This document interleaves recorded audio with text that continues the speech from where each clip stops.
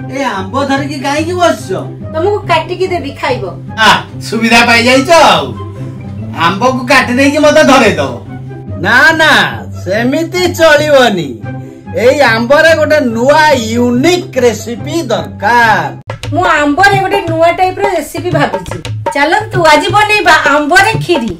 आंब गुडी को छोट छोट काटी ग्राइंडिंग करि नबा कढ़ाई रे घियो देई ड्राई फ्रूट्स गुडा भाजी नबा एबे सिमेई को गोल्डन ब्राउन करी भाजी नबा ऊपर क्षीर देई 7 रु 8 मिनिट फुटेई नबा तापर चीनी देई 5 मिनिट फुटेई नबा ऊपर टिके मिल्क मेड देई ठंडा हवा पई छाडी दबा एबे ग्राइंडिंग करथिबा आंब को भलो भाबरे मिसेई दबा ऊपर ड्राई फ्रूट आ कटा होइथिबा आंब गुडी देई दबा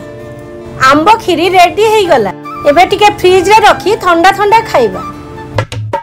अतरे खूब भलो लागु एबे तो आंब सीजन आपण माने मध्ये एमिति खीरी बनांतो एवं खांतो।